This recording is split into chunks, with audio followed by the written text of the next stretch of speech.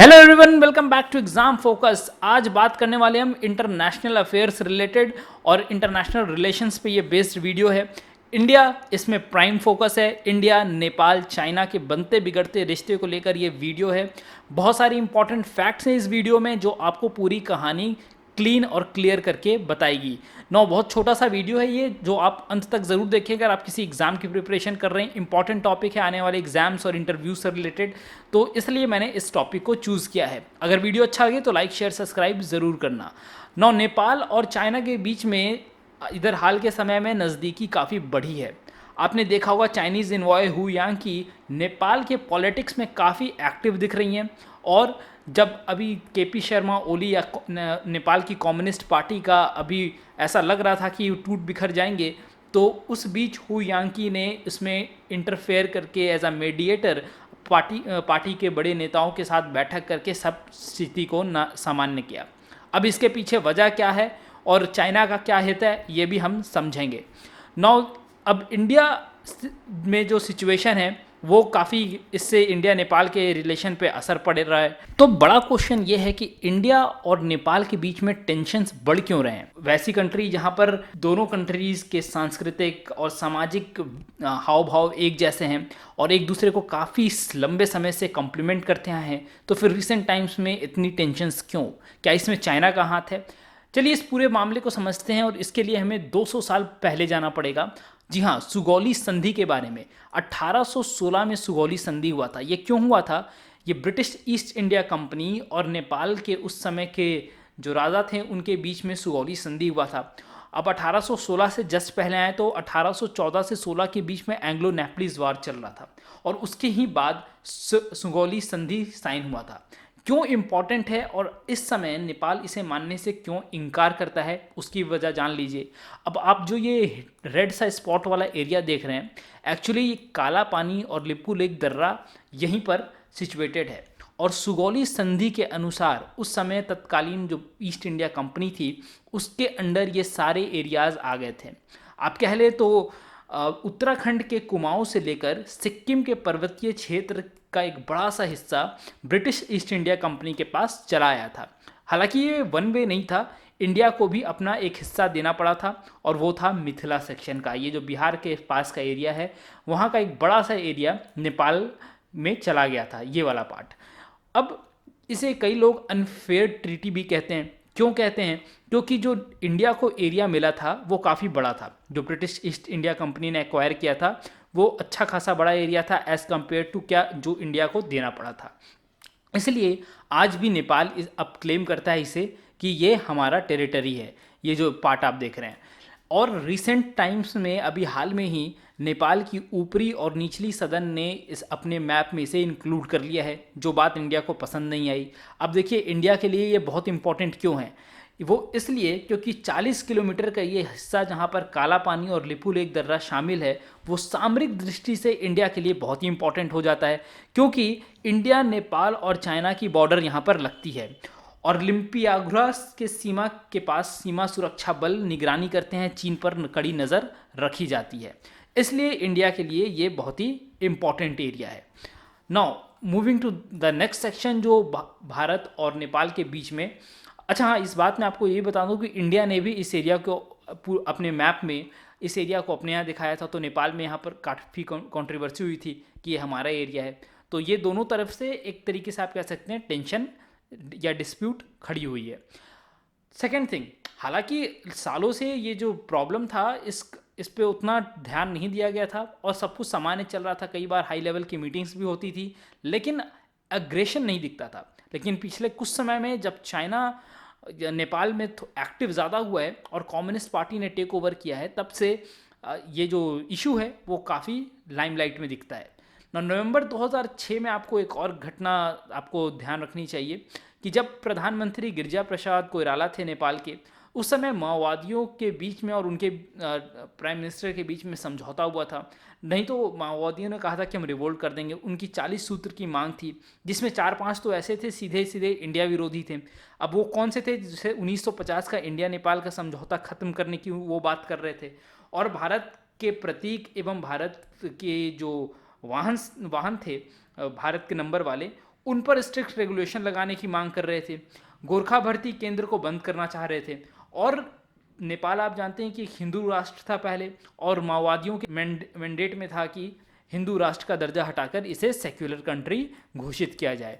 अब ये सारी चीज़ें जो थी वो इंडिया की थोड़ी अगेंस्ट जा रही थी, और इसलिए एक दूरी जो है वहाँ से भी बढ़ती दिख रही थी। बात करें 2015 की, तो जब नेपाल में बहुत भारी भूकंप आया था, तो आपको ध्यान होगा सबसे पहला जो फ़ोन किया गया था नेपाल के प्रधानमंत्री को, वो भारत की तरफ से था। श्री नरेंद्र मोदी ने फ़ोन करके उनको पूरा सहायता देने का आश्वासन दिया था, राहत पैकेज भी भिजवाया था। लेकिन at the end of the day जब सब कुछ सामान्य होने लगा, तो वहाँ की कम्युनिस्ट पार्टी ने चीन को सपोर्ट किया और उनके राहत कार्य की सराहना की, जबकि इंडिया का नाम उतना नहीं लिया गया। काइंड ऑफ एक तरीके से इंडिया के लिए वहाँ पर भी सेटबैक था। अब बात करते हैं 2019 अक्टूबर की, जब चीन के राष्ट्रपति जी जिनपिंग वहाँ पहुँचे, इंडिया के दौरे पे आए थे। तो वापस जाते हुए वो 2 दिन के नेपाल यात्रा पे भी पहुँचे थे, और वहाँ पर 20 सूत्रीय समझौता किया गया था, जिसमें सबसे इम्पॉर्टेंट अगर बताया जाए तो वो था रेल मार्ग की स्थापना करना नेपाल में, चाइना से डायरेक्ट कनेक्टिविटी नेपाल के लिए। अब ये जो ऊपर का हिस्सा आप देख रहे हैं, ये वाला पार्ट, ये है तिब्बत, जो कि चाइना के अधीन में ही है, चाइना ने इस पर कब्जा कर लिया था। और इस तरफ आप देख सकते हैं ये सब चाइना का मेन लैंड है। अब यहाँ से चाइना के मेन लैंड से आप देख सकते हैं जो ग्रीन डॉट है वो कंस्ट्रक्टेड लाइन है। अब ये जो रेड डॉट्स आपको दिख रहा है, ये वाला जो मैं मार्क कर रहा हूँ, ये अंडर कंस्ट्रक्शन चल रहा है। और ये वाला जो ब्लू लाइन है जो काठमांडू तक आता है, ये प्रपोज है। मतलब यही वाला जो सेक्शन है 70 किलोमीटर लंबा, ये जोड़कर चाइना पूरी की पूरी कनेक्टिविटी कर सकता है नेपाल में, जो इंडिया के लिए थोड़ा टेंशन वाला विषय है, क्योंकि अगर एक बार चाइना वहाँ पर हावी हो जाता है तो इंडिया के लिए फ्यूचर में किसी भी वॉर कंडीशन में बहुत ही दिक्कत वाली बात है, क्योंकि चाइना, ये जो नेपाल का एरिया है वो इंडिया से काफ़ी हाइट पर है, तो इंडिया पर नज़र रखने में चाइना को सहूलियत होगी। देखिए आज के समय में आप अगर देखें तो नेपाल क्योंकि एक लैंडलॉक कंट्री है, कहीं भी इसके पास समुद्र नहीं है, तो ऐसे में ये एक्सपोर्ट इंपोर्ट के लिए पूरी तरीके से इस समय डिपेंडेंट है कहाँ, तो इंडिया पर। आमतौर पे ये इंडिया का कोलकाता पोर्ट, विशाखापट्टनम पोर्ट और कई बार पारादीप पोर्ट से इसके एक्सपोर्ट्स और इंपोर्ट्स कैरी आउट होते हैं। लेकिन जब 2015 में इंडिया ने कुछ समय के लिए नेपाल के बॉर्डर पर प्रतिबंध लगाया था, रोक लगाई थी, तो उस समय जो नेपाल में नेसेसिटी चीज़ें जैसे पेट्रोल, डीजल और डेली फूड्स, ये सब चीज़ों की जो नेसेसिटीज़ हैं उनकी काफ़ी किल्लत हो गई थी। उसके बाद से नेपाल ने इंडिया को मतलब पूरी तरीके से निर्भरता छोड़कर चाइना के पास भी जाने लग गया, और चाइना ने रिसेंटली उनको काफ़ी आश्वासन दिया। कई सारे पोर्ट्स जो उनके ईस्टर्न साइड में जो हांगकांग के एरिया है और साउथ चाइना सी में जो पोर्ट्स खुलते हैं, उनसे ट्रेड करने का उनको आश्वासन भी दिया है, जिससे इंडिया पर जो निर्भरता थी नेपाल की वो काफ़ी हद तक कम हो सकती है। ना इससे इंडिया को भी काफ़ी लॉस हो सकता है। ना अगर आप एक और एंगल से देखें, नेपाल का इंफ्रास्ट्रक्चर हो, एजुकेशन सिस्टम हो, तो नेपाल इन सब चीज़ों में अभी काफ़ी अंडर डेवलप्ड है। नेपाल ह्यूमन डेवलपमेंट इंडेक्स में भी काफ़ी पीछे रैंक करता है, और पॉलिटिकल अनस्टेबिलिटी के कारण वहाँ पर जो डेवलपमेंटल एक्टिविटीज़ हैं वो काफ़ी कई सदियों से अच्छी से हुई नहीं।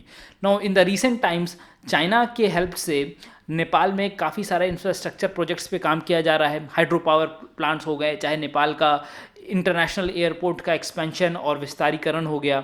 और दूसरी तरफ आप देखें तो नेपाल में जो चाइनीज़ एजुकेशन है, या फिर आप कह सकते हैं चाइनीज़ मैंड्रिन जो उनकी भाषा है, उनको ऑफिशियल डिक्लेयर किया गया है। नेपाल के स्कूल्स में चाइनीज़ मैंड्रिन पढ़ाया जा रहा है, जिसका खर्च भी चाइना की गवर्नमेंट उठाती है। और इन सब चीज़ों से, और दूसरा फैक्टर आप ये कंसिडर करें कि नेपाल में एक कम्युनिस्ट गवर्नमेंट है, नेपाल कम्युनिस्ट पार्टी की, और चाइना में जो उनका भी विचारधारा है वो भी सिमिलर लाइंस पर है, वहाँ पर भी कम्युनिस्ट है।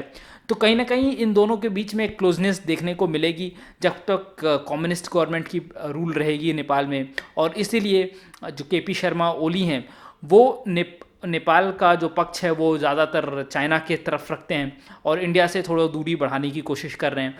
बहुत सारा इन्वेस्टमेंट प्रोजेक्ट चल रहा है चाइना का नेपाल में, जिसके कारण नेपाल जो है चाइना से थोड़ा ज़्यादा एसोसिएटेड रहता है। ना ये सारे फैक्टर्स ऐसे हैं, और ऊपर से चाइना का हित जो है वो नेपाल में इसलिए भी है क्योंकि एक इम्पॉर्टेंट लोकेशन मिल जाएगा, स्ट्रैटेजिक लोकेशन मिल जाएगा चाइना को, ताकि वो वहाँ से भी इंडिया को टैकल कर सके। जिस तरीके से मालदीव हम्बन पोर्ट और पाकिस्तान का ग्वादर पोर्ट है वहाँ से इंडिया पर नज़र रख सकता है, उसी तरीके से एक और पोटेंशियल जगह मिल सकता है चाइना को इंडिया को काउंटर करने के लिए। और इसी बीच जो नेपाल की जो इन्वॉय हैं हु यांग की, इन सब के बीच नेपाल में पॉलिटिकल स्टेबिलिटी बनाए रखना चाहती हैं और कम्युनिस्ट पार्टी को एक्टिव रखना चाहती हैं, जिसके कारण जो नेपाल और चाइना का रिलेशंस है वो बेहतर होता जाए। और पिछले जब 2018 से हु यांग की एज ए इन्वॉय पहुंची है नेपाल, तब से वहाँ पर जो नेपाल और चाइना का रिलेशन है वो काफ़ी इम्प्रूव हुआ है, और इससे पहले वो इन्वॉय थी पाकिस्तान में। So this is whole story of India, China and Nepal. और आपका क्या राय है इन सब के बीच में? डू कमेंट, और अपना अगर व्यू पॉइंट है तो वो भी ज़रूर शेयर करना। Thank you very much for watching this video. अब मिलते हैं नेक्स्ट वीडियो में। Till then good bye, take care.